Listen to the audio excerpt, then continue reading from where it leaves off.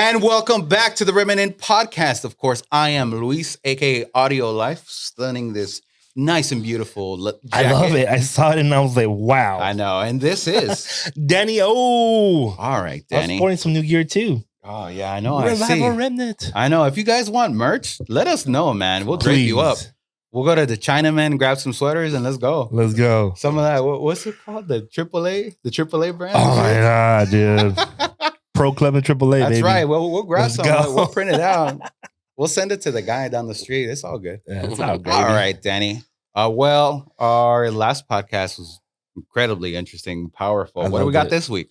So this week, we're already into the year, first quarter, and we've seen a lot of things transpire through the United States, through the world. I know we got what UFOs picking up people. We got China taking video, balloons being shot down for no reason.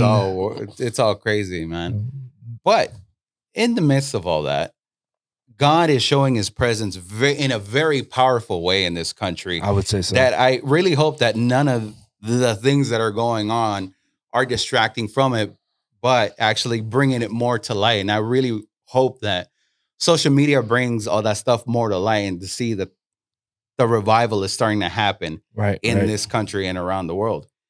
Speaking of which, who's our guest today? Our special guest, a very anointed and talented individual. He brings out music that just not only stirs you emotionally, but spiritually. Pastor Shalom. Hey, welcome. What's up, guys? It's an honor to be here. Is it? No, man. We finally get you in here. I know. You've had like amazing people in here, so I was like, man, I don't even think I'm gonna cut. I'm gonna make the cut. I saw Mike here. I was like, all right, Mike killed it. And then Pastor Bill. Actually, I saw Pastor Bill's too. So is this gonna be like after Pastor Bill? Yes. Man, that's a lot of pressure. Because he killed it. I was watching it with Lizzie. I'm like, man, like his stories he was sharing. Right. Did you like the one where we talked about the one that clocked him in the face? Oh yeah. Oh, dude. Oh yeah. Me and Lizzie, we're listening. That's fire. I loved it because I was like, I was there. So was I. Yeah. No, yeah. Bro. All right. So for those that don't know and those that aren't part of our church and just, tune in to this very special show. So Shalom and I have known each other for various years.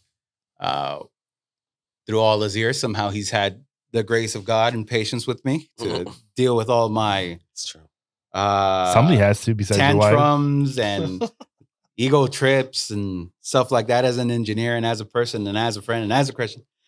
If I remember right, we met each other at a recording studio that used to be up here in Uptown, Studio X. Yeah. And I was telling Danny that back in the day, after it all was said and done, we couldn't mention, just like people from Mars Hill couldn't mention they worked at Mars Hill. We couldn't mention that we were a part of Studio X, man. Dude, he was telling me that. Yeah, we couldn't. Yeah, it was shady things going on. It was not the workers or the engineers or the musicians. It was just the owner. And we it was just a really weird time after. But that's where I got to meet him. I remember seeing him. And of course, I had my little ego trip. I think I asked him for something he was working on. I was like, I like that. I don't want your vocals though. Yeah, he told me that. He told me that. It was like, what? I actually like that about him though, because it was like a beat I was working on. I actually didn't do hip hop. It was more like I did more like just like CCM and stuff like that. Yeah, what we call scratch tracks. So you just create the basis of the music, and then you get the idea down, and then we start building this, we start building that, blah blah blah. That's kind of a lot of what we do. Okay, not recording all the time. So throughout the years, you have been like in one form or another a worship pastor for different churches before you came to City Reach. How did that happen? How did that all start? So I've always done music, like you said. I've always done from studio to leading in churches, playing.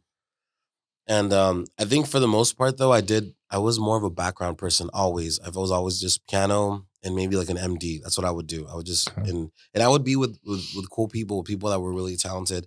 Every band I was part of, like we had an amazing team. But I was always the background person. I never, if anything, I did backup vocals. I never did full lead, anything like that. And I remember it was in one service where I was with one specific worship team I was with at the moment, at the time. And I remember he was leading worship and he missed a few things that I was like, man, God's moving here. Like, why is he moving on with the set list? Don't. And I was trying to do my best to like make sure like we can flow into the next thing. And he just wanted to finish his set list. I've seen that happen before. I did an event in Georgia, and you could see the power like coming down. Like you can specifically taste the moment, like it was about to outpour on those kids, and then the program had to go on. Mm-hmm. And the musicians, like I talked with them afterwards, and they were like, "Yeah, it's not just you. It felt so awkward. It was so bad that it stopped." Yeah. That after the preaching, because they wanted to get to that preacher, that after the preaching, it's like starting over again, getting that crank going, and like God didn't demonstrate Himself that day, but it could have been so much more. But no, there was a program. Yeah. So that was a thing. And after that time, I started seeing it more and more and more and everywhere that I would go.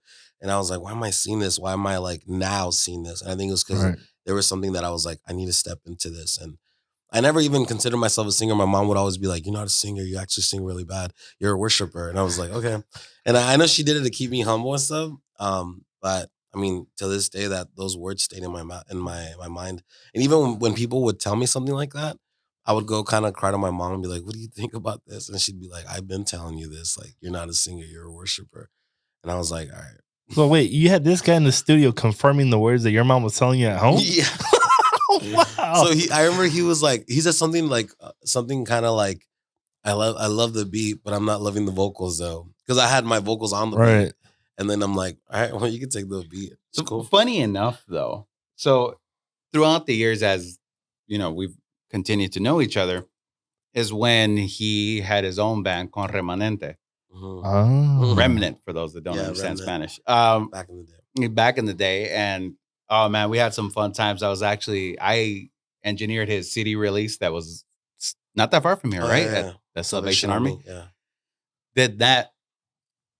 At that time, of course, the other version of rebellious me did not like worship. Even till this day, I'm very selective of the worship I listen to. It's very, very, very few. I'm not big into worship music. Never really have. But his album was the only album I carried in my car, like that I would be like, all right, I'm gonna listen to this because I need to just go away from a moment and worship. Wow. That album was the only album I would actually listen to for like the longest. I'm not sure if I told him back in the day or not, but literally that was, I got to be like, I need Jesus. Like, you know, you feel like you've done a lot and you feel very disgusting about what you've done. And you're like, where's that album? Where's that album? Let me put Shalom on. Anyway, at least you had a worship album to go back to, dude. Yes. I was like, I feel bad about myself. Let me continue doing what I'm doing. Let me go deeper into this. No, I didn't say I stopped. I just said I had a pause for a moment. Well, at least you paused. I didn't pause. I just kept going. All right. That's funny though. I do remember Louis in those moments, like in those times. There was a lot of conversations I had to have with them to like tone it down. When we would meet up like pastors. I remember this one time we met this pastor and it was a pretty big deal for us because this church that we were at, it was a big church. Right. It was one of our bigger churches that we had just started gigging and like going to play different churches. And it was a big deal. So we had to meet with the pastor prior to the event. And that's what I did. And I'm like, I'm gonna look professional and bring my own sound guy, which was Louis. Right. I bring Louis and this pastor is just sharing his heart, pouring out his heart, like how he wants the youth to be on fire. Right. And Louis interrupts. He keeps on interrupting him about sound and where can I find this? Where can I get that? And the pastor kind of, I guess he gets a little bit annoyed by him. And he's like, look, brother, he's like, the day of, we'll figure all that out. But he's like, right now I'm just trying to figure out, you know, I want to hear his heart and what he's going to do. And then he's like, if Louis literally told the pastor, you figure that out. I'm here to figure out the sound.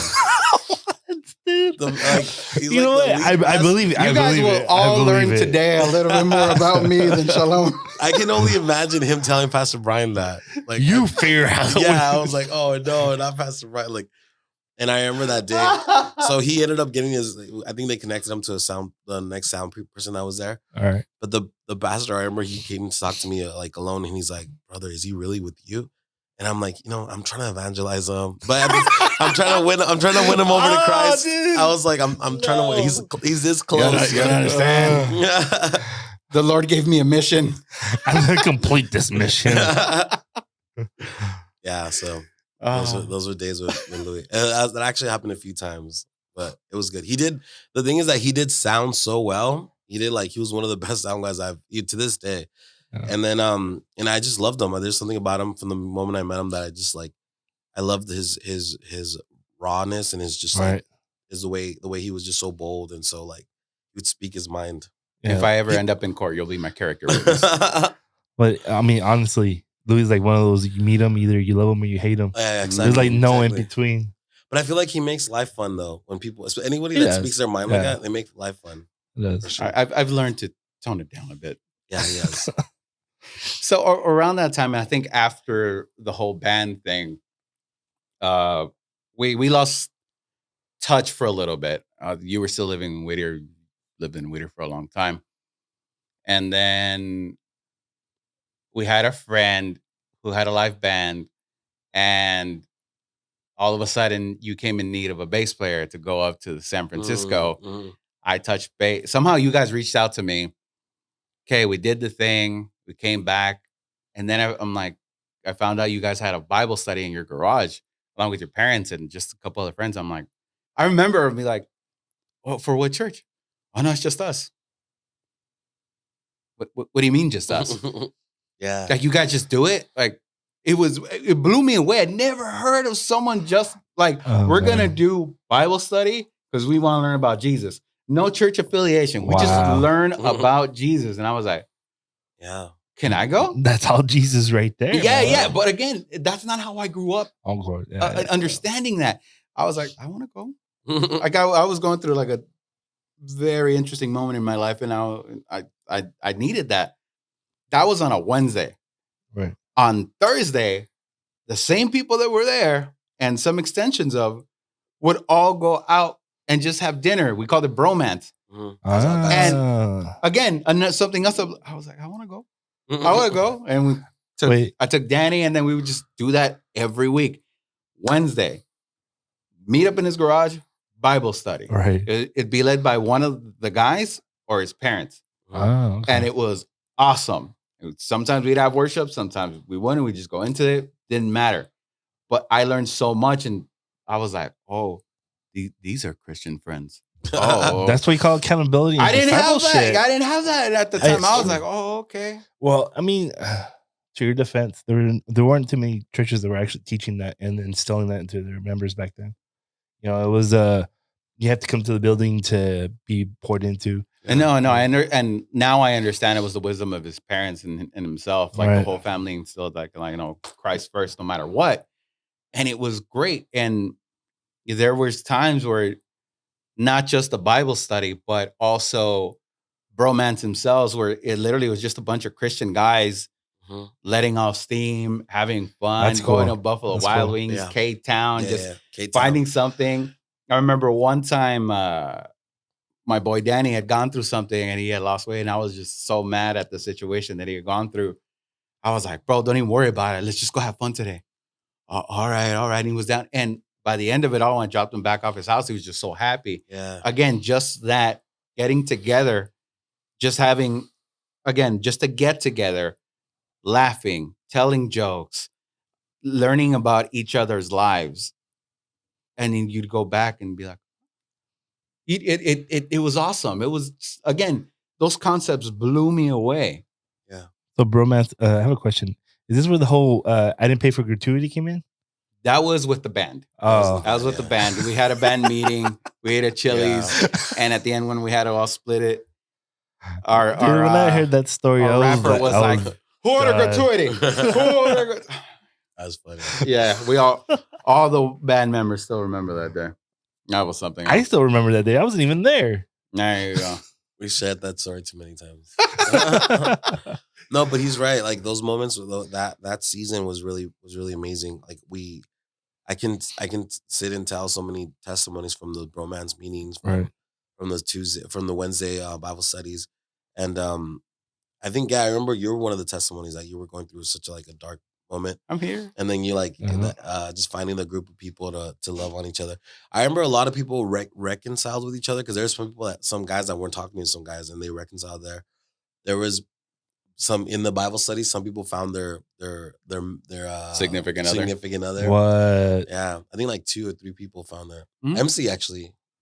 MC Yeah, Von and MC. You No, I was already with. There was a few people though for sure. Yeah. You know what? I just came up with an idea. We'll call it Matthew 18. Put it like a backyard ring, gloves. Just fight it out. Yeah, fight it out. Box it out. That's it. Come on. I'm down. Yeah. And with all this, I got to know your family a lot more. Your brother, your brothers, your sister. Yeah. God bless your parents. I know they always dealt with me and what I was be like, ¿Cómo estás, mijo? I'm okay, hermana, whatever. And as depressed or whatever I was at that moment. But, I know, I know, I'm almost sure. And if I can ask them, I know I've been in their prayers. My name has been mentioned in their prayers throughout the years. And it's awesome to see you and the entire family now here at City Reach, praising and worshiping and being in a lot of aspects of our church serving. It's so awesome to see that family unity. It's something that I think I can aspire to. There you go. Come on. So speaking of that, again, I knew you. I'm not going to say you were jumping from church to church, but you were serving one season here and then you were serving some seasons there, depending where your calling was. How was the path that led you to City Reach? How'd you end up here? Yeah. So I actually did church hop a lot in the beginning. That's what I kind of did. It's funny because when you get church hurt, I think I want to say that word, but that's what you do. You kind of just look around and find the perfect place. Turns out there's no such thing. So I did that. There was actually a season I kind of gave up on. I'll just sum up real quick. I gave up on whole church and everything, just my walk with God. I was still trying to live a good life where I was like decent. I wasn't like, going out. Right. But I was kind of like I didn't want to lead. I didn't want to play. I didn't want to be part of no church. I just wanted to just do my thing.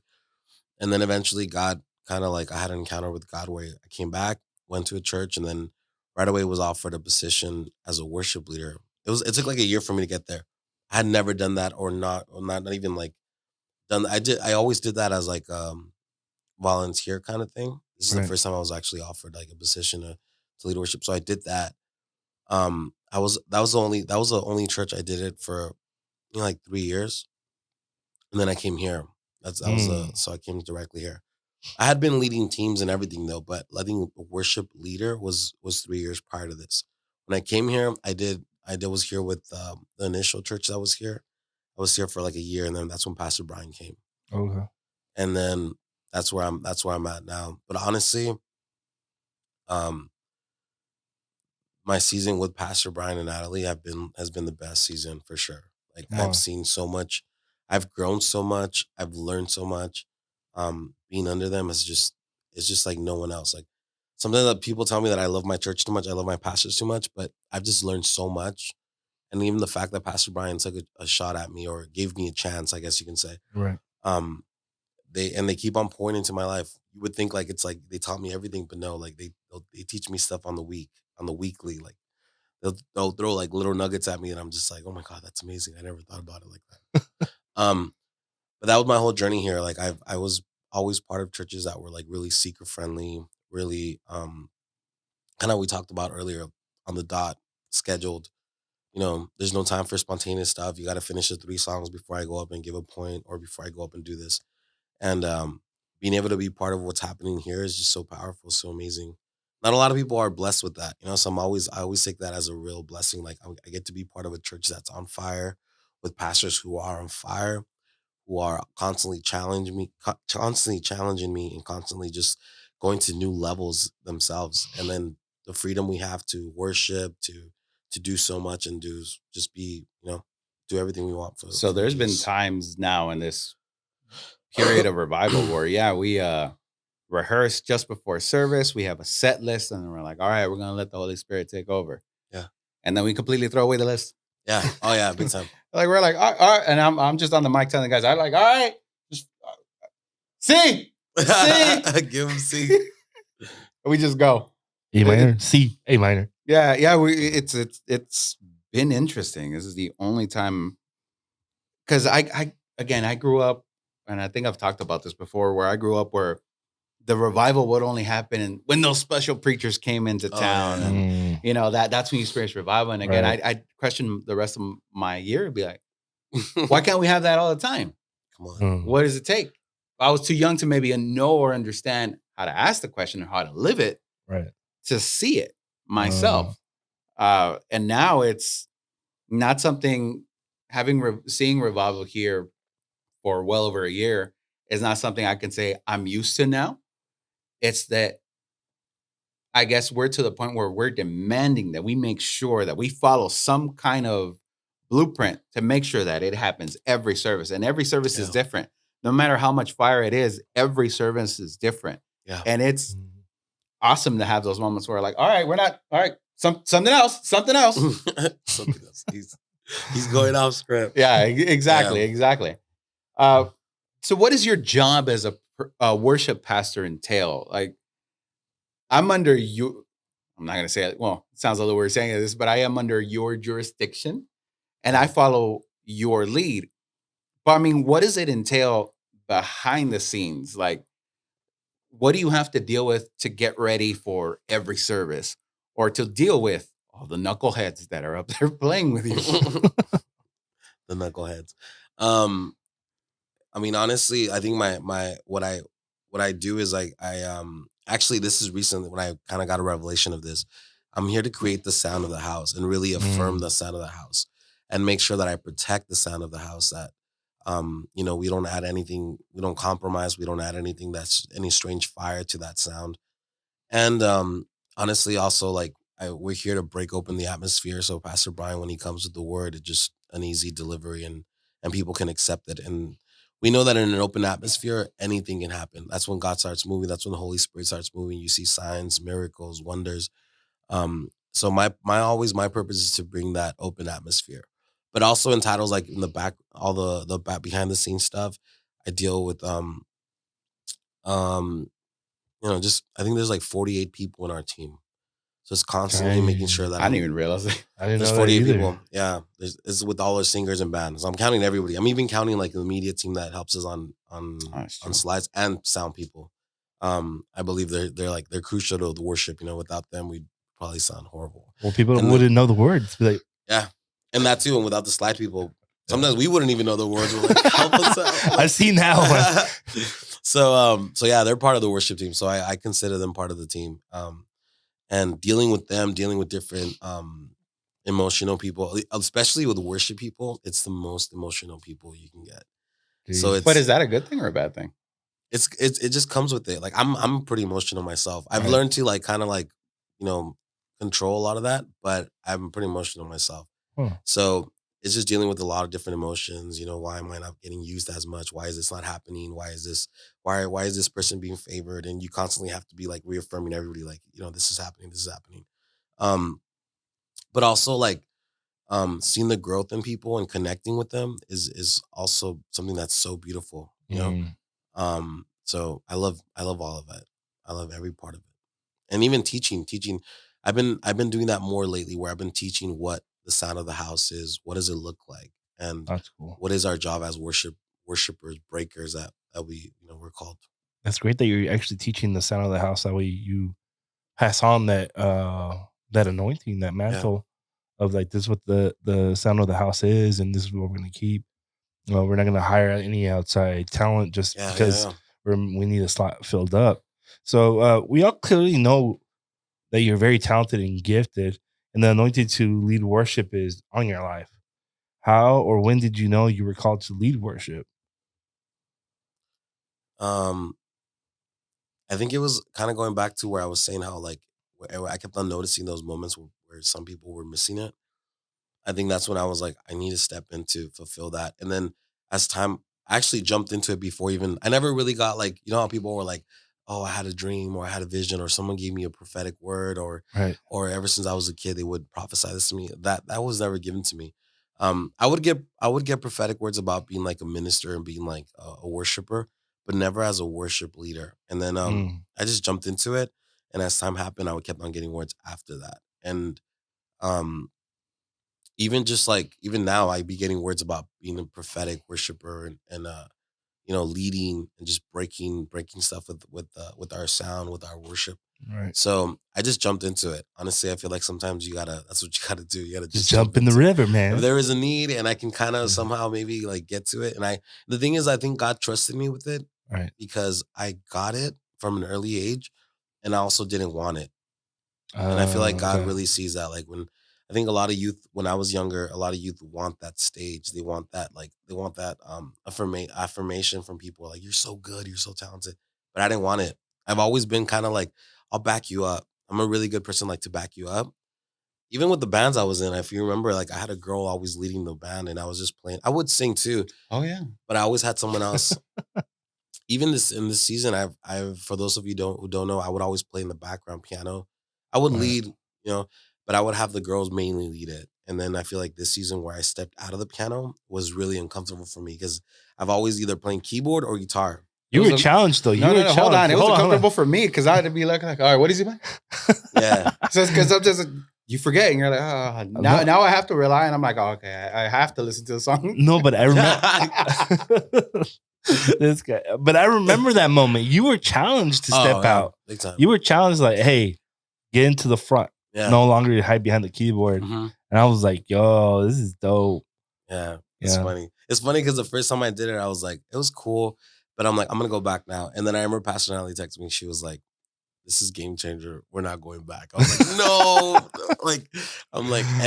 But honestly, like now the way that I'm able to flow, I'm able to kind of like even sense the room is a whole game changer. Where before, because I was so worried about the band, I was kind of like, even though I wasn't like the pronounced MD, because I was like I was leading. Right. I really did have a good touch on the band. I would have like a talk back and tell the band, hey, don't do this or do that. Or I would signal the musicians better. But now that I don't have that, I feel like I feel like I'm up there, and that's literally God. If you're gonna use me, But I've been able to flow better. I've been able to sense the room and the atmosphere better.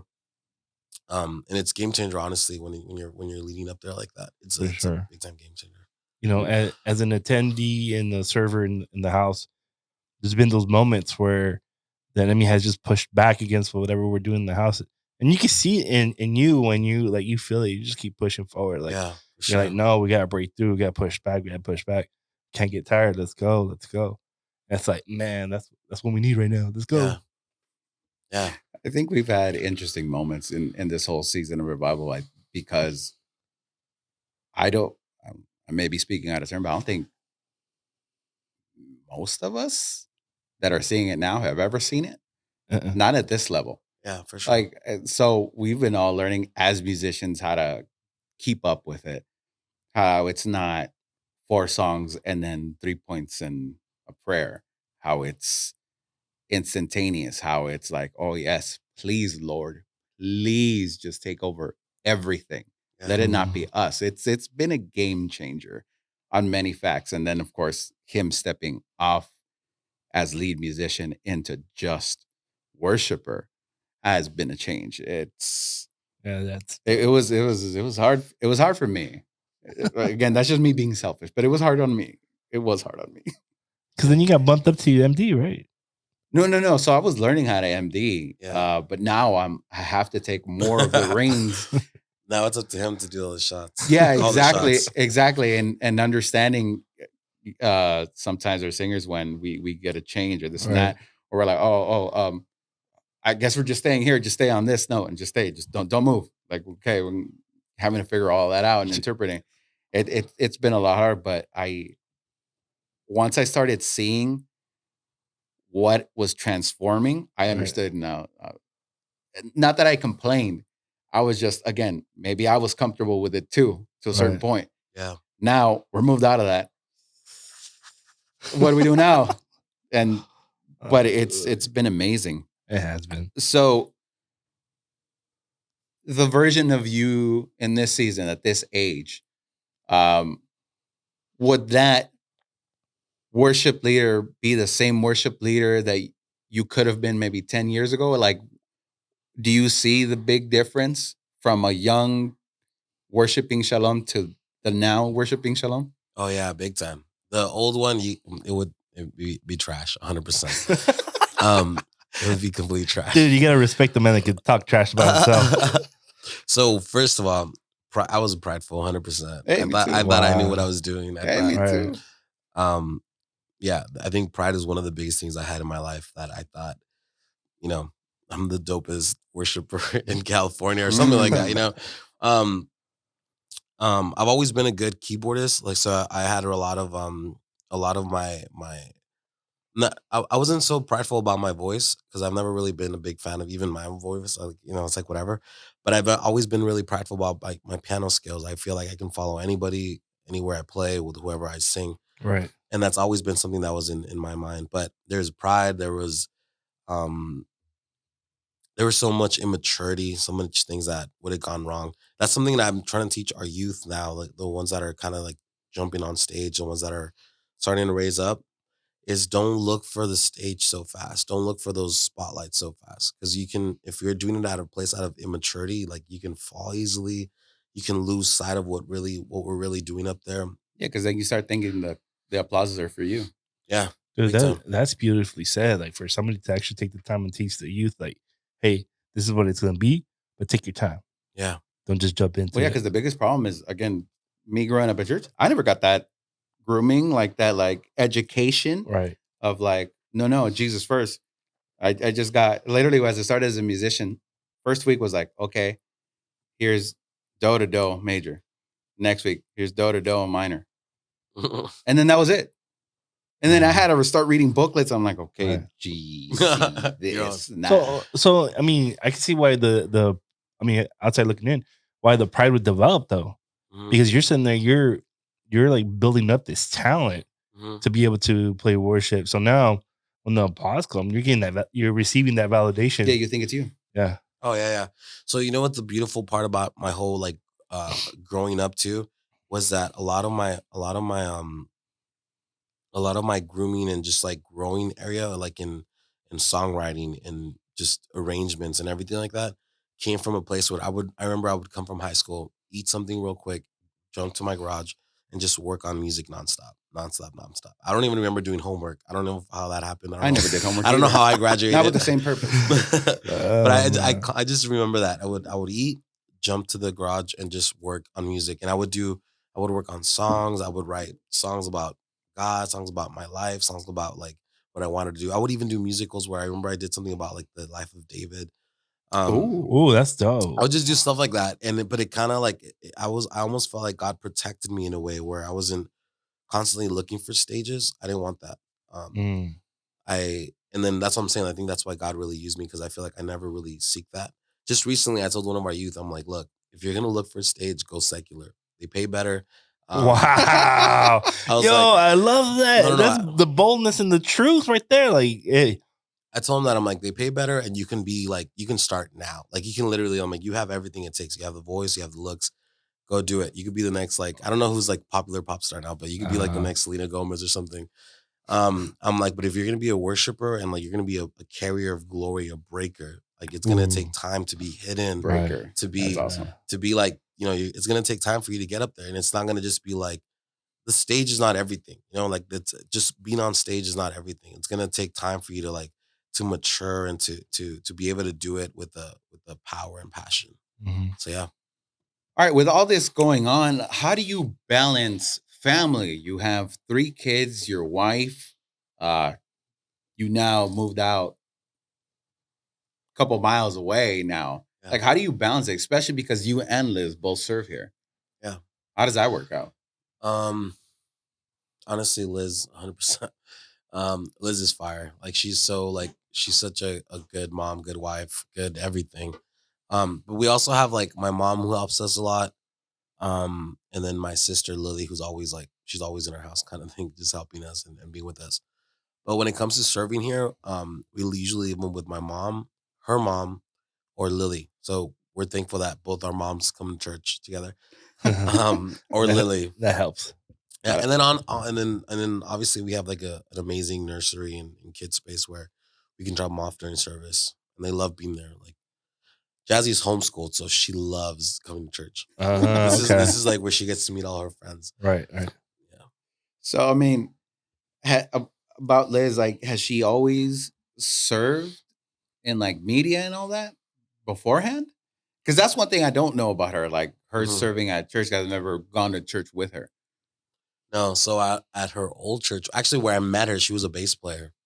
Did you remember I told you that she was a bass player? I sold my bass to you you sold her- years ago, Yeah, and then she stopped. that blue one. Yeah, and she stopped. So she was. So when I met Liz, she was playing bass at her church, and I was like, "Dude, that's so far. Like, I need to talk." You're to like, that that's girl." hot. Yeah, That's hot. yeah. I was like, I need to talk to that girl. And then, Oh, dude. but yeah, she would play bass. So she was always in worship. Her and her sisters were always part of worship team. Not until recently she moved into like helping with the live. She helps with our live stream. She does like the audio, and she's up there making sure the cameras are working, everything's working. So that's why people probably don't see her as much because she's up there in that little room, like hidden away. But she honestly, she has a heart where she's like, anywhere I'm needed, I'll serve. Whether it's nursery, whether it's with, like right now she's doing live stream. So she's responsible and she knows what she's doing. She's like, I've taught her too since we lived together. I'm like, I'm gonna teach you everything I know about live. So That's what I do with Yvonne. Yeah, and she gets it. She gets it quick. I recently, for those that don't know, Liz, Shalom's wife, is a barber. She is my barber. Mm. You don't need one. You're fine.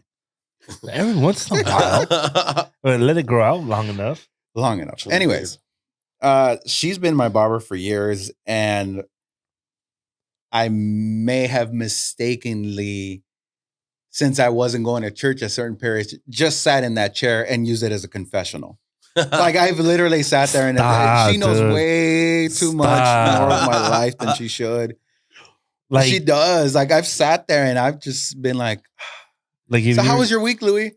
Mira, I'm going through this. I went on a date and this and that and blah blah blah. She knows way too much. What's funny is that my friends that have gone to her, same problem, same exact problem. Wow. They just sit there and because she's easy to talk to, and she's like a humble person, so it just spills out. And I've been doing this for years before they got married, after they got married. I think that was one of the few people I kept in contact even after like we stopped talking for just a little bit, like not like we weren't texting each other every other month, but she was the constant. Obviously, even now with little hair thinning, I still go to her. Yeah. I just sit there, and it's been interesting, and I get to hear her perspective on stuff. I've gotten advice, just as I'm asking, no, a seven, whatever. Yeah, it's been interesting. Yeah. I've asked her to come on the show, and she's like, oh, she is a very humble and shy person, which would be interesting to interview. I know, yeah, because she's got stories, all of my stories though. She has all these stories. She does. It's funny because she doesn't tell me like a lot of stuff like that. But I know that's like it's like a barber thing. Like you go and you kind of like spiel it all out to them. Well, I can see her using that as like a ministry. Mm-hmm. Oh, she does. She invites a lot of people to our church, and she's like constantly. Yeah, I remember one time I did challenge her, and then I'm like, you can start saving more people if they're opening up to you. It's like it's the right time. People are ready. So she has been using it more for sure. That's what's up. Yeah. As we see, well, if you haven't been living under a rock, you've seen the revivals that are busting out everywhere. And it started with the chapel out in Asbury University. As we've seen in Asbury, revival has broken out here, out here at our church and out there in Asbury. But this has been going on for well over a year. With us, yeah, here.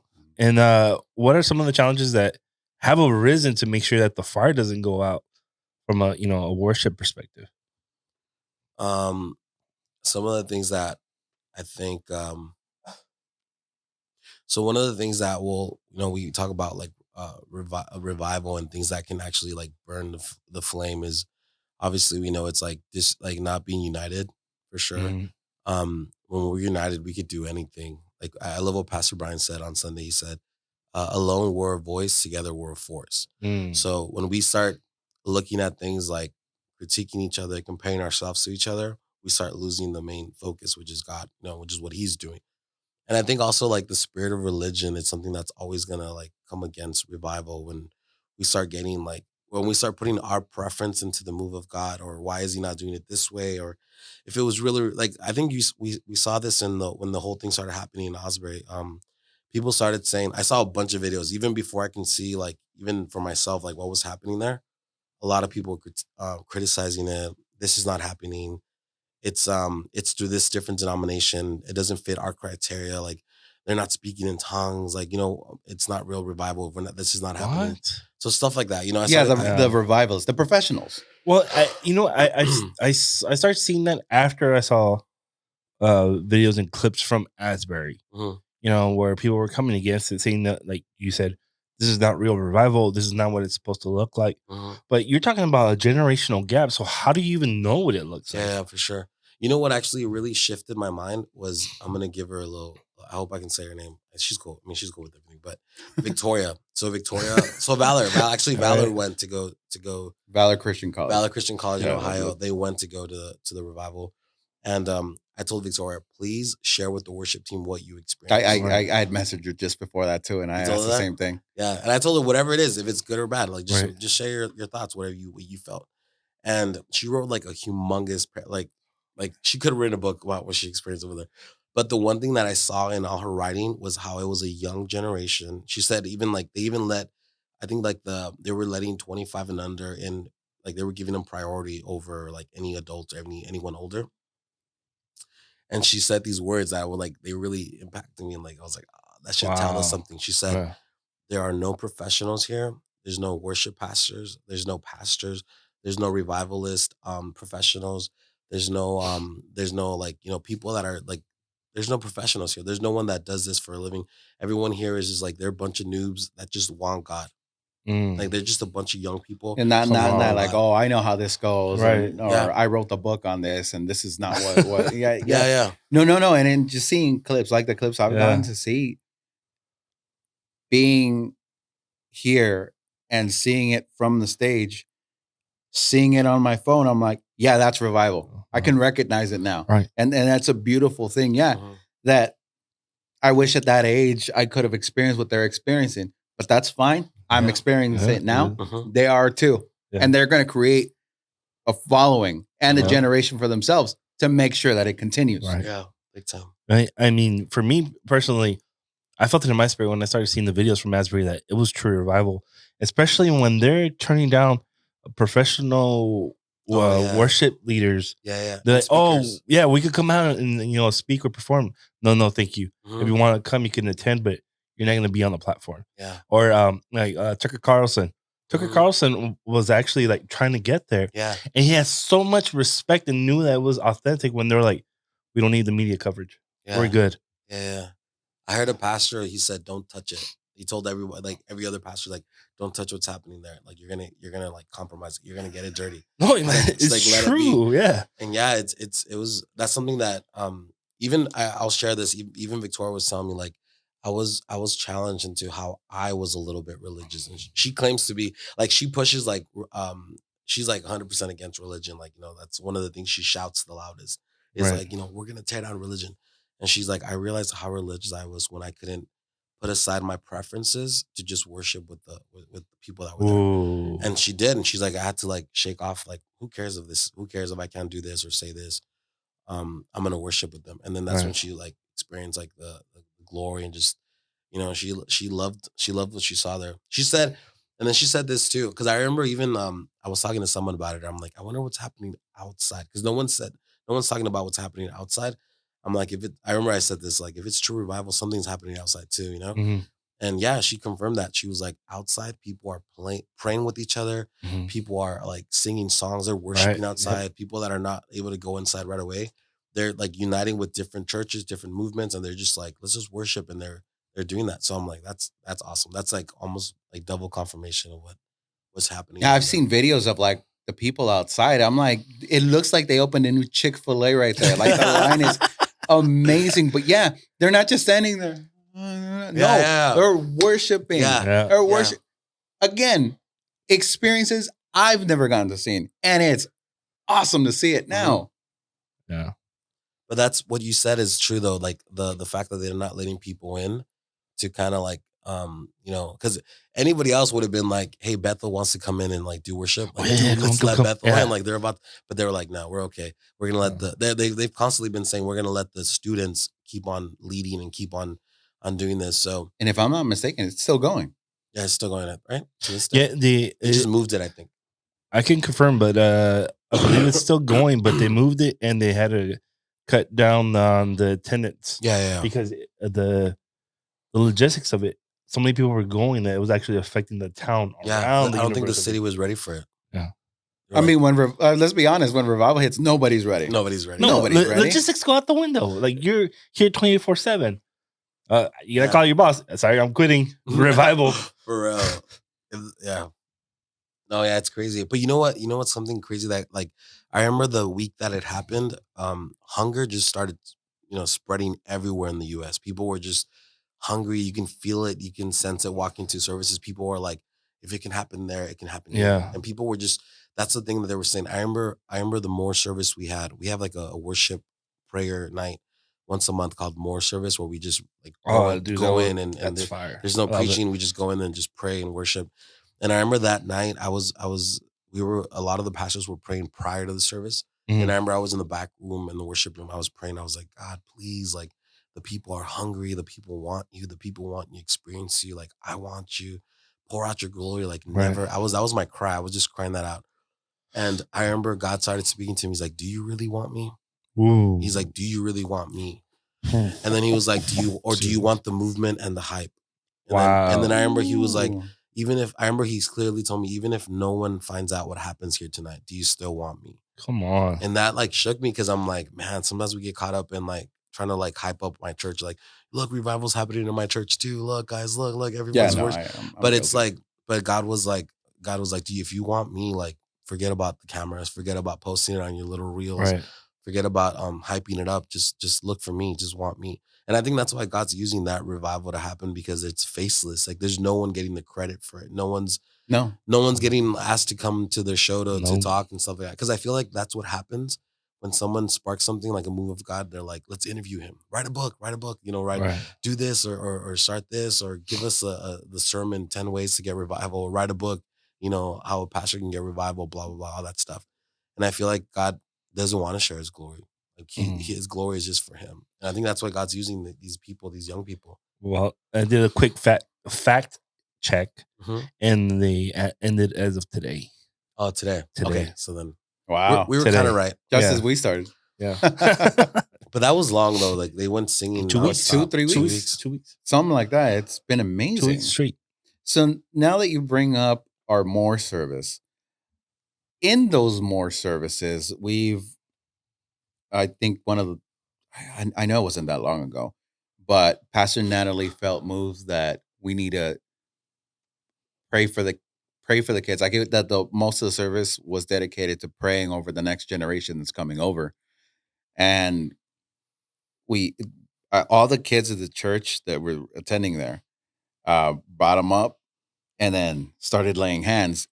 In that mist, I remember seeing Jazzy and Judah laid out. Like, how do you as a parent, let alone the worship pastor, like you as a parent, how do you instill that into them at such a young age? And what did they feel? Like, what was their comments? Like, what did they say? Daddy, I felt this. Daddy, I experienced this. Like, what was that about? Like, how did that go? So, yeah. So I think the one that she actually got baptized by the Holy Spirit was Jazzy. Like she speaks tongues. Come on. Like at the house, we'll be like, I'm like, come on, Jazzy, we'll pray. And I'm like, all right, start speaking in your heavenly language. And she'll speak her tongues, and Judah's not quite there yet, but Judah's really sensitive. He's kind of like, I feel like he's really like me, like he's really sensitive to the move of the Spirit. Right. So if we're praying and God's moving, like he can feel it. And he's like in his little, I can tell when he's like, yeah, like he's here, God's here. Like, and Juby's a little harder. I feel like she needs to get saved soon. She's a little bit rebellious. We were just talking about how no me traga. She's not a fan of me yet. Like she's not a fan of me. No. She saw me the other day and she was walking to her uncle and she was mumbling, "Ma, ma, ma, ma." She looks at me and she just goes, "No." and just walked away. I'm like, oh man. Dude. I'm like, I Yeah. can't win. She's a tough one at what? How old is she? She's a year old. Yeah, no, she's a tough one. She I already, know. she already does. I tell Lizzie she takes from your side, from your family side. It's not my side. No, but actually, Julie, if we say, okay, mama, we're gonna pray, and then we like, if we kind of like get in posture, she'll throw herself to the floor and just like, and she'll just like put her Wow. head down. That's awesome. She'll That's like look awesome. up to see if we're still praying, and she'll be like, she put her head Yeah, back but that's down. how it starts. Yeah, that's how it starts. So I think doing it at home, like praying at home, having those Bible studies. My mom is also someone's like super like jealous of what they watch, of what, because she's the one who takes care of them during the day, what they watch, what they even the music they hear. I come in and they're bumping like what is it? It's like it's some Christian Spanish cartoon stuff. It's not even VeggieTales anymore. I think VeggieTales went too like they kind of went woke. So I don't know if we're watching What? them. VeggieTales went woke? They got sold, so they're not. It's not by a Phil Fisher. Oh man. Yeah. Larry the Cucumber. The Cucumber was my guy. Right? I know, they were fine. They still watch like the old stuff, like when they talk about like Gideon or Noah, all that stuff, or Jonah. I remember the Jonah movie, that was fire. But I still watch it today. But I think it's that. I think it's at home, but also like the fact that our church is so like they want them. I remember like having those first meetings when we talked about the Moore service, right? And I remember Pastor Nally was like, "I want the kids in," and a lot of people were like, "No, it doesn't work. They're not gonna like. They're gonna lose focus. They're gonna be too distracted. Yeah, they're gonna be distracted. They're gonna run around." And then Pastor Nally, like I remember she looked at me. She was like, "It's gonna happen. Like they're gonna catch fire, and they're gonna be. And then dude, it's happened." Yeah. I was sharing with the worship team the other day. Somebody messaged me, and it's a pretty big church here in the OC.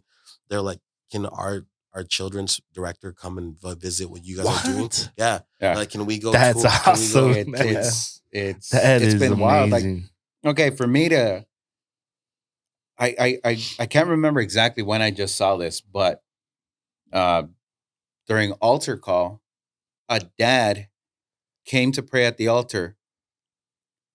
Daughter prayed for him. Ooh. Oh yeah.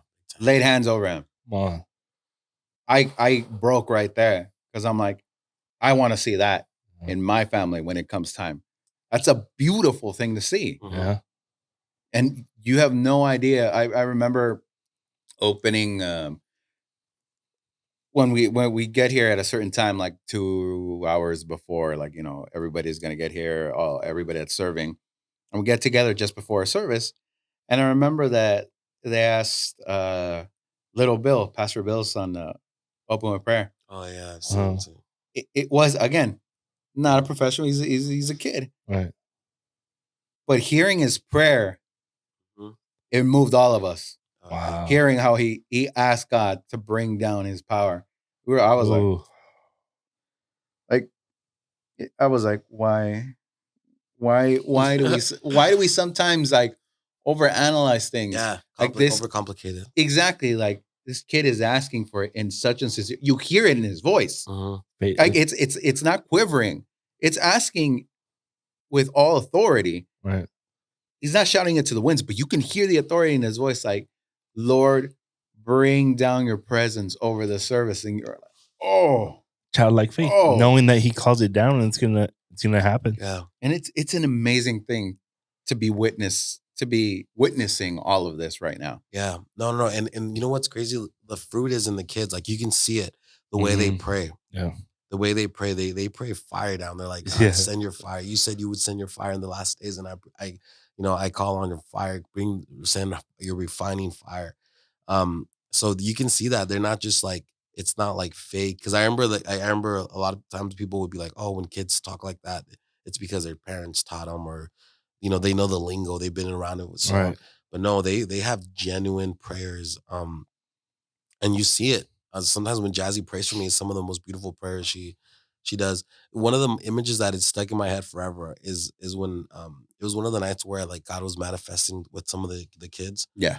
And they were like, they had like a trembling in them. And I remember little Virgil. You guys know who Virgil is? Yeah. Yeah. So little Virgil was just there in his knees, and he was just like, as the girls were like, like in those moments, he was just like, send your fire, Lord. I remember hearing that. Remember that? Yeah, I remember. Send your fire. I remember, and I'm like, I just sat there in a moment. I was just, like it was just automatic that we were playing whatever we were playing, and my brain just went into automatic, and I just sat there and I'm like, wow, Yeah. hearing this kid, and then again, you hear the authority in his voice. Yeah. Oh yeah. Again, and I do understand they've been groomed or they know the lingo, and it's very unfortunate that in the past we have seen that with like a Marjo or other kid preachers that they say all these things, but they have no understanding of it. Yeah. Not what I've gotten to witness with these kids. Oh no. Because I've seen I don't know these kids day to day, but I have seen some of these kids, and to see them with the great presence of the Holy Spirit and see them worshiping and see them praying, you hear that and you're like, no, that's not fake. No, it's not. That's not fake. You can't fake that. Yeah.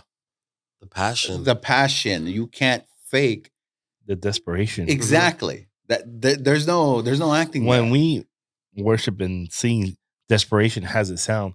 That's that sound. Yeah. Oh yeah. Big time. That's that sound. Exactly. And our kids are different. I mean, our whole church is different. Like honestly, like that's why I'm like always talking about it. But like yesterday, I was on my way to lead worship. I was already getting ready to go on service, and this little kid stops me. He's like, Pastor Shalom, did you see World Harvest service?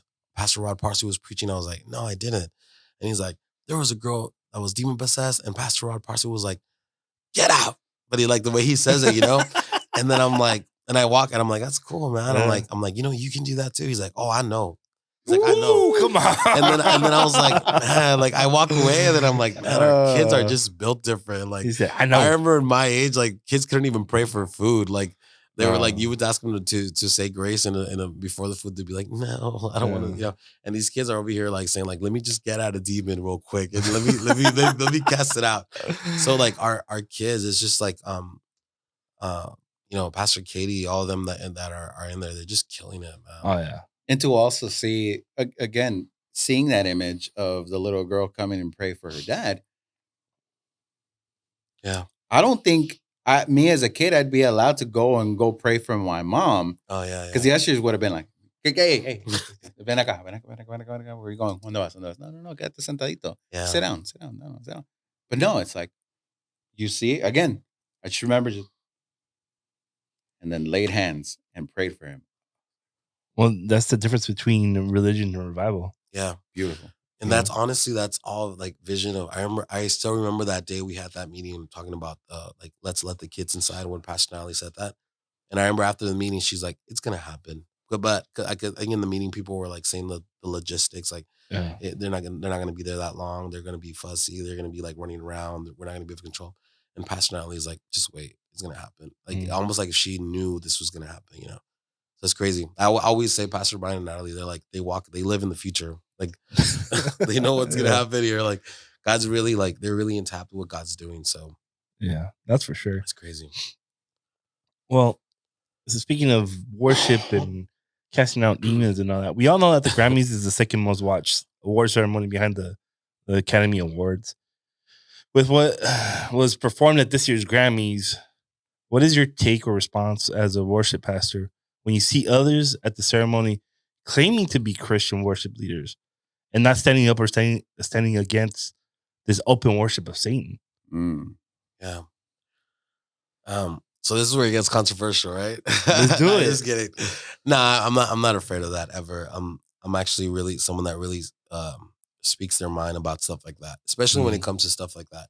I believe my generation, somewhere down the road, they lost their voice to fear. I believe it. Yeah. There's so much. There's this fear to getting canceled. There's this fear, and it's just everywhere. So I feel like as Christians, we need to rise up. So I'm always willing to have that conversation, no matter what, no matter how many followers I lose. Shout out to all my haters. I'm just kidding. Pastor Brian has the best saying ever. Let my haters be my elevators. Come on, he says that. He's smart. You want to know a funny story about Pastor Brian before we get into this? It's my favorite story about Pastor Brian. So there was a guy that was like kind of like he wasn't a big fan of Pastor Brian in the beginning, and he had a meeting with me. He's like, "Hey, be careful, blah blah blah." blah. I remember. And I remember we went to NAM. Me and Pastor Brian went to NAM. Right. And then NAM, I was walking Pastor Brian. I was kind of like showing him the places and stuff. And then he sees the guy. I see the guy, I'm like, Pastor Brian, we should probably head downstairs because there's that guy. Remember I told you about this guy? Like he wasn't a big fan and blah, blah. And he's like, and then Pastor Brian looks at me, he's like, no, let's go talk to him. And then I was like, are you sure though? Like, he's not a big fan. Like, he like this and this and that. He's like, no, yeah, let's go talk to him. You know how Pastor Brian is so like loving. So he goes, he meets him, they start talking. I'm there for a little bit and then I have to like leave and I come back. By the time it's done, the guy's like hitting me up. He's like, bro, please give me your pastor's number. I love him. Like I want him to come to my church. I want him to come preach at my church. Jeez. And I'm like, man, Pastor Brian, like he's just he has that grace. So that's one of my favorite stories from him. I think I've used that example myself in not so much situations, but in situations. And I'm like, nah, man, if my pastor can be, above and beyond, like I could suck it up. Yeah. Just be a better person. Big time. Yeah. He's good at showing the big picture. He's constantly showing me the bigger picture. But yeah, speaking about like the whole what I think about that is, so I was really looking at it and I did actually posted some stuff about it. But one of the things I think I would say is the way I would see it in the room is it's almost like if what I represent, it's like if I went anywhere, like say I went to an award show, say I was a part of the award show, and then in that same award show, somebody got up there and started mocking my parents. Like I would not take that. I would walk out.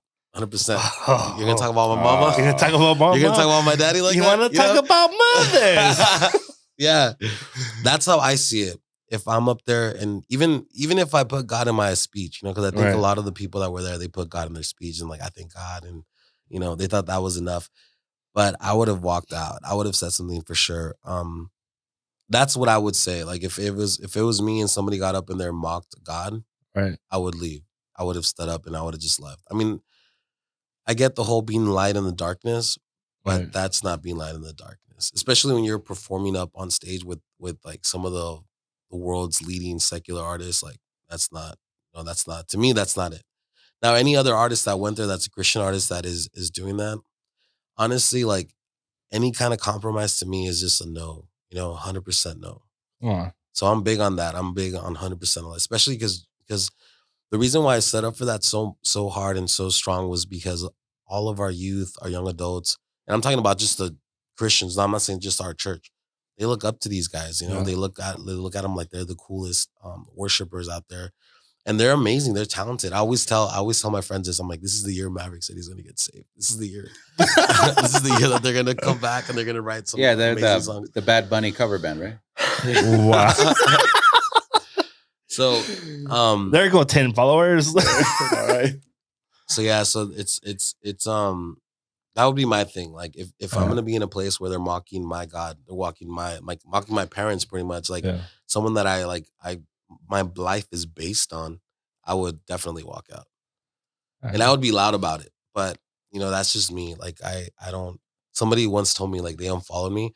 They're like, I'm gonna unfollow you because you're a worship leader. You should stick to your lane and stay only on worship. Like, don't talk about that. You don't want to get into that. What? And I'm like, bro, I have a voice, and I know the people that listen to them and follow these people. I'm gonna say it. Like I'm not gonna put up with the compromise. But you're not just a worship leader. You're a worship pastor. Yeah. So you gotta pastor these young up and coming artists, singers, vocalists, instrumentalists. And so, like you said, they look up to these bands. Like, this open worship to sing happened, and this Christian band goes back up and performs another segment with these secular rappers, and it's like, so you had a mic in your hand and you still chose not to speak up against what you just witnessed. Yeah, for sure, big time. Yeah. All right, this conversation so far is incredible. Now, going back into your position of being a worship pastor, has it always been like, how long ago did you feel, or how long ago did you experience that? Like, you know what? Worship pastor, that's my calling.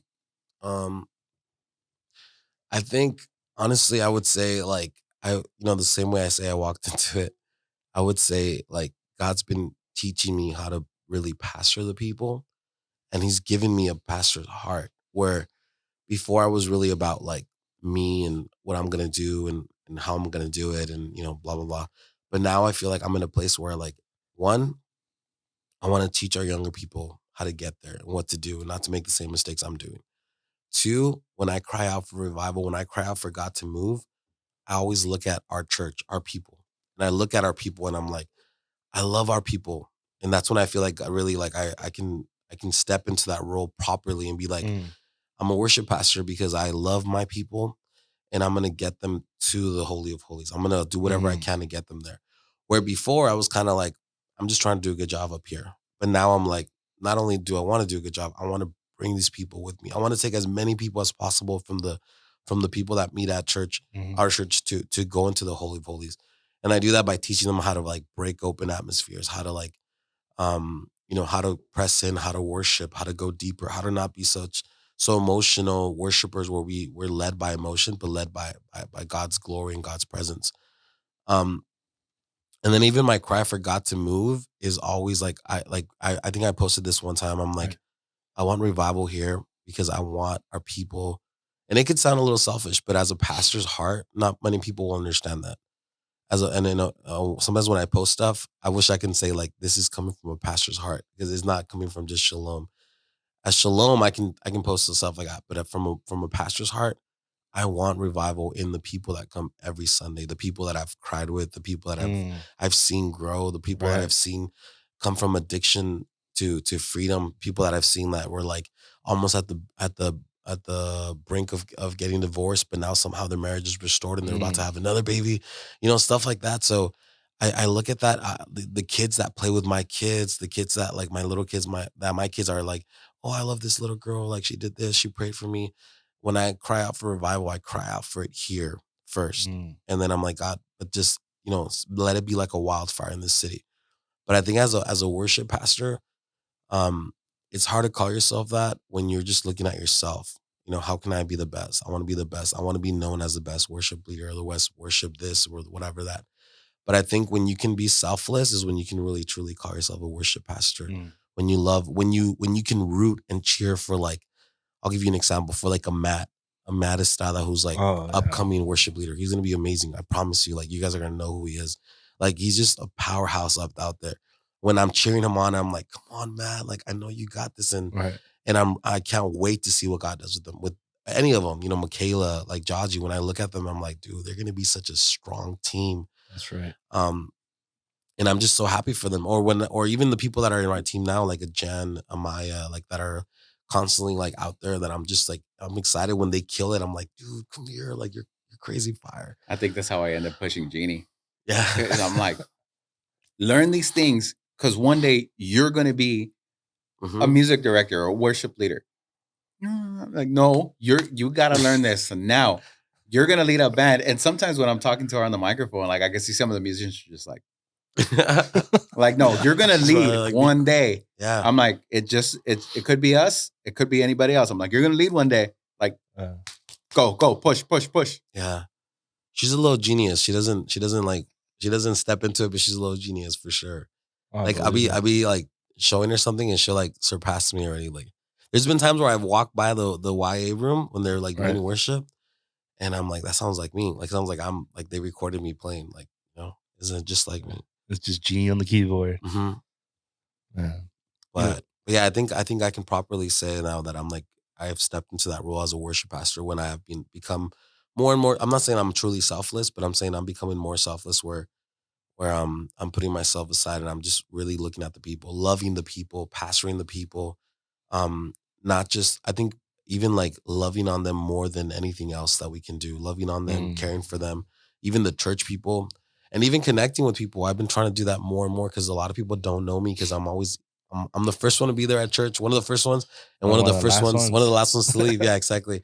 So a lot of people are like, even Diana Pena tells me, like joking around, every time she sees me outside, she's like, you're off stage. That's crazy. I don't know what to do. Like, so I've been trying to connect with more people, like, and it's been fun. Like, I feel like I'm like, man, there's so many cool people in our church that I don't even fully know. I think I've gotten that experience now myself just because of Yvonne, like Yvonne being a service coordinator.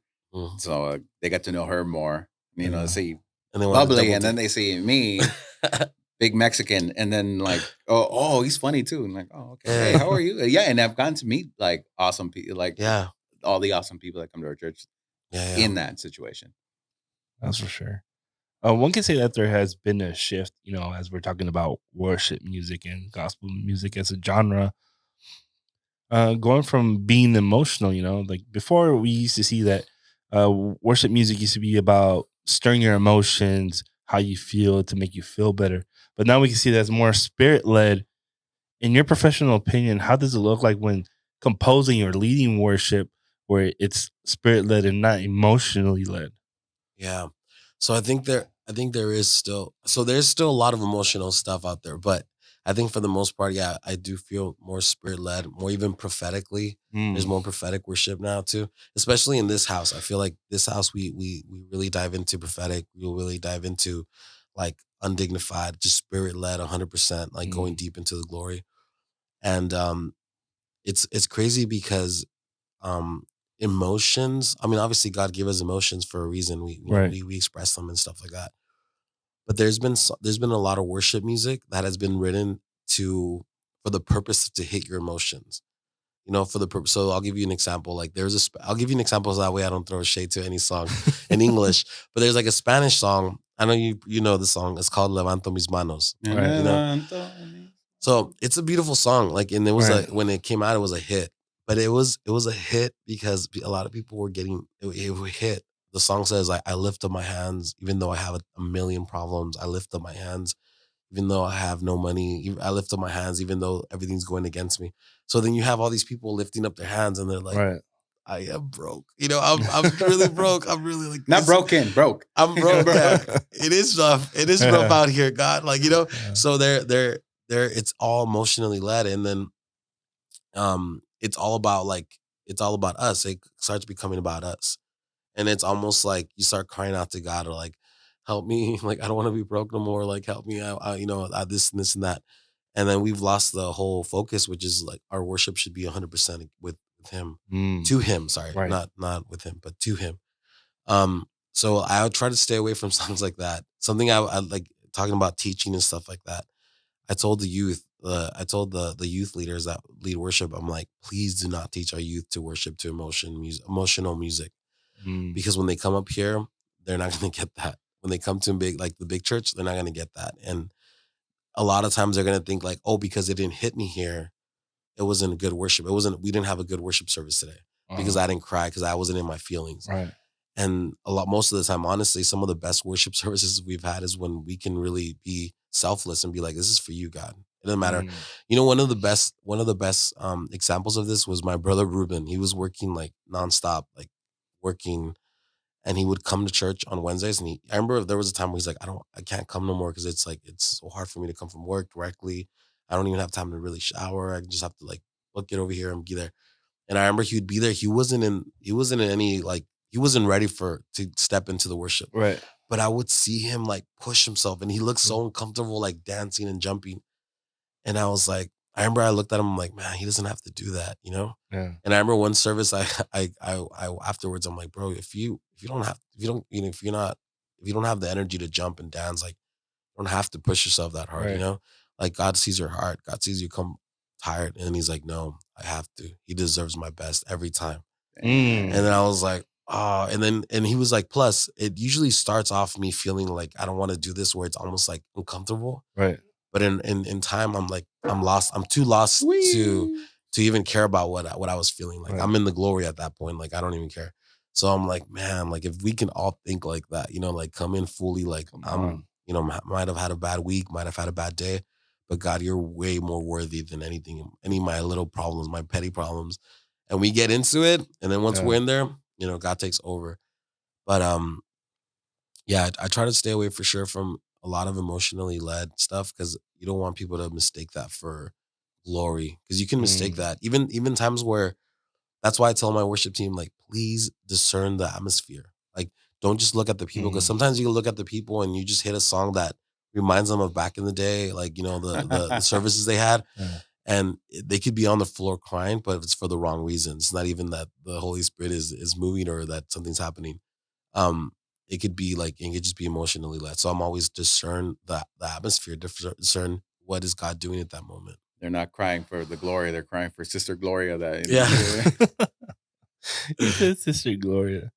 Yeah, I mean, there can definitely be like a fine line between the emotionally led worship and spirit led.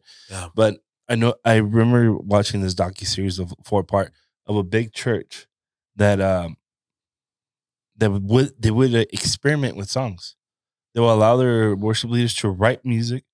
They would try it out at their service, and if people didn't react to it, they just tossed it out.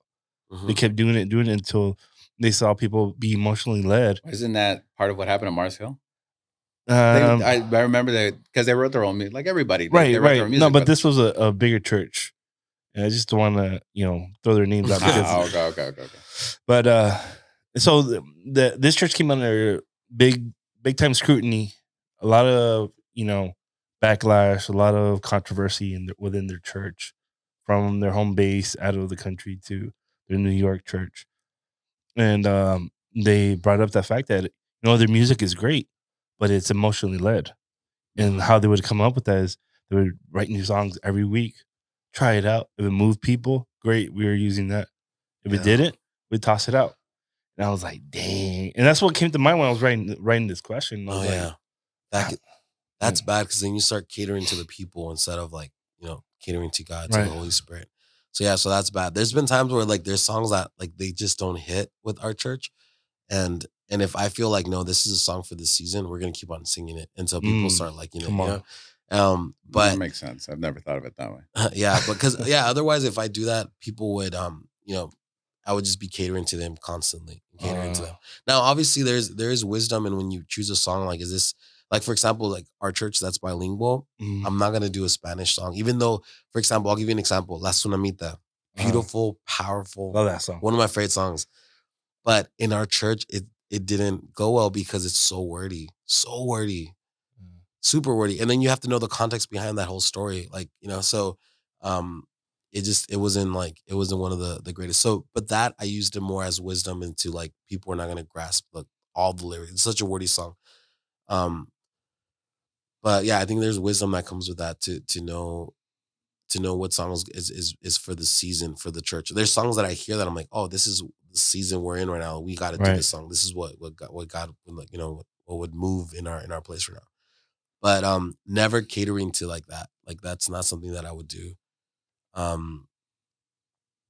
It's more like what the Holy Spirit is asking me to do or showing me to do. And then the times where I don't know, I'm just like, man, is the Holy Spirit, does he want to do this? Because something that could be a little bit like that. I'll ask Pastor Natalie, I'll ask Pastor Brian, what do you think about this song? And then they'll usually tell me oh, that song's on. It's it's on point. It's what we're going through right now. But I think now more than ever, we're writing stuff.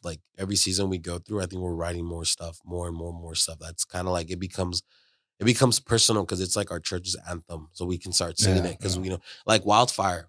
Wildfire is one of those songs that we can sing because we know we heard the sermon, we heard Pastor Brian preach it, we heard the stuff like that. So it almost hits a different way than when other people, But even with other people, when we have guests that haven't played it before, they're like, "Where is that song? Who sings it?" We're like, from the house, in-house, right? In-house, yeah, that's true. But yeah, we for sure, it's always being led by the Holy Spirit. Right. I would hate to do that, because imagine if we cater to preference, it would be disaster. Some people would want more Spanish, some people would want no Spanish, some people would want maybe less worry, some people would want more joy. It's that's not how non-convicting songs. Yeah, I don't want nothing convicting. There you go. I don't want no Lion of Judah. Some people love that one. So, it's kind of the same thing. So, as a believer of Christ and being Holy Spirit filled, we can tell a tree by its fruit. Meaning, just because someone or a group calls themselves worship or gospel singers, doesn't mean that they are. What advice do you have for a young worshiper, leader, worshiper who's fulfilling the call of God, but they don't want to, stray away from what where the Holy Spirit is leading them? Yeah. I think I would say one of the best advice that I learned early on when I was here at this with City Reach was die to yourself, die to everything, die to everything, and then constantly die. I'm constantly killing the bad parts of me, the bad sides of me, the ego, the pettiness, the pride that tries to creep up again, stuff like that. So I'm constantly killing that. And I think that's the one thing I would say. And then really be about it, like 100% be about it. I feel like a lot of times we get caught up in just because we're going to church, just because we're not sinning, kind of, we're doing good. We're like, we're good in God's eyes. We're not sinning. Like I'm always at church most of the time. Right. But if we're not really spending time in the secret place, if we're not really seeking God, if we're not eating the word and not just doing like a daily devotional with the word, like if we're literally like, just, God, what are you going to speak to me? And then even reading stuff when it doesn't make sense, and then Holy Spirit will reveal it to us.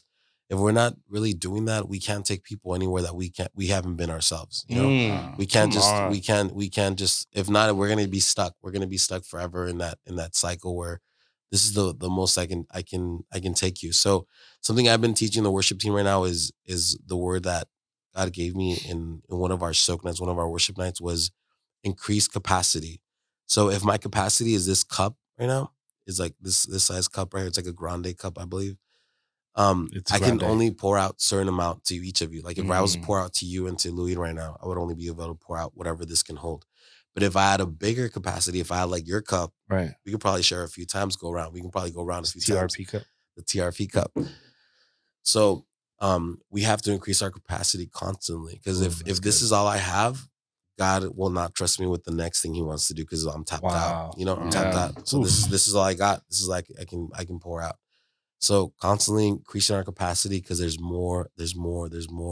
And every season we get to new realms of glory, new things that we experience. So I would say die yourself, and then be real about it. I've met so many worship pastors, leaders that are not really about it. They're not really about it. And then also study what you're doing, like as a worship leader, as a worship pastor. Really study about it. I've been teaching this to our worship team. I'll share it, as I know it's one of the last questions. It's hard to teach a whole congregation, a whole team, that our praise has power. Right. It truly has power. Like everything that we do up there, there's a purpose for it. We're not just the little pre-show before Pastor Brian goes up. We're actually, I love how say this. What? That's good. Say it again, I never please. heard that one, man. For our audience out there, we need to hear this one more time. One more time. Say it Let's again, go, Pastor let's go. Shalom. No. So I was saying, we're not the pre-show to Pastor Brian. We're actually breaking open atmospheres, so that when Pastor Brian comes with the word, it people receive it well. Right. Especially the word he's been preaching lately, that convicting word. Yeah. Like there better be an open atmosphere in that place for people to receive, because like if not, people will walk out. So what I've been teaching them is going away. It's shifting away from a place where I think for a lot of years, I grew up with this teaching where we're like constantly on the defense. We're like the devil's attacking and we're getting hit, but we claim to be holding on until Jesus comes, like we're saying like God's going to come back, and we're singing our emotional songs, and we're like on our feelings, and he's going to come back and take us from this really scary world. And, we're going to be with him. Don't worry, just hold on a little longer. But in reality, like the way it really should be is the way that Jesus, even the way when he came here, the way he showed us is we're here to cause damage to the kingdom of darkness. That's right. We're here to break things. We're here to flip this world upside down with whatever we do. So I've made it my life's goal that as long as I'm here, I want people to know that I'm going to give God my best years. I'm going to give out everything I have so that I can accomplish that. I don't care if I lose my voice doing it. I don't care if things happen like that. I want to be known as someone that creates damage to the kingdom of darkness. Someone that went out fighting, someone that gave the best years, someone that brought up a whole generation under them and like taught them about the power of praise, the power that we have, the power that there is in their worship, and not to be emotional led worship leaders, but to be leaders that stand in boldness and that know that there's power in their praise, and that our purpose is to bring the people closer to God. Again, I've gotten to experience and be a part of all of this. Like what do you see coming in the future for City Reach Worship? Like, are we going to start working on an album? Like what's going on? Like what do you see coming up next? So in April, I'm gonna prophesy. No. It's It's for sure. It's for sure. In late April, we'll have Wildfire released, 100%. So come on, because of the whole stuff that was happening, the revivals that was Right. happening, people were getting pulled out of everywhere. So that was moved into. I was hoping to have it by the end of March, but I think we're gonna probably finish it by the end of March, and then mix and master. I think will be done by mid or late April. So that's gonna be one. We're gonna try to release "Come Jesus, Come To," which is also one of our songs. The one that goes "Hunger Has a Sound." What? That's one of our songs too. Really? Yeah. Jeez. So we're gonna release that one probably a little bit later, and then we're planning in June, like late June to July. We're planning to do a live recording here at church, and that's where we're gonna record all of our songs, like "God of the Impossible," "Send the Rain." That's another one of ours. All to the One, which is the one that goes "All Blessing and Honor." Right. All those songs right in. We have like 2 more that we're writing that are still there, but Dude, that's the plan. As one of the musicians that's going to be on there, and as just like I love our worship. Like I can't wait. I literally can't wait until I can't wait, going. man. It's going to be awesome. Well, with all that being said, I think we're reaching the end point. Shalom. I love you. Thank you for coming on. Yes, sir. Thank you so much. And sharing all these stories with us and with our listeners. And again, if whatever we talked about today struck a nerve or touched you in some kind of way, please reach out to us on our social medias or here. And again, if you need help with something or you feel that your life is parallel to what's been talked about today, please reach out to us. Yes, and please. Again, if we can't personally help you, we will always try to lead you in the right direction. Thank you for listening and checking us out this week. We hope you continue to be a continuous viewer. Yes, please. And we'll see you soon. Don't forget to like, subscribe, and comment. Thank you.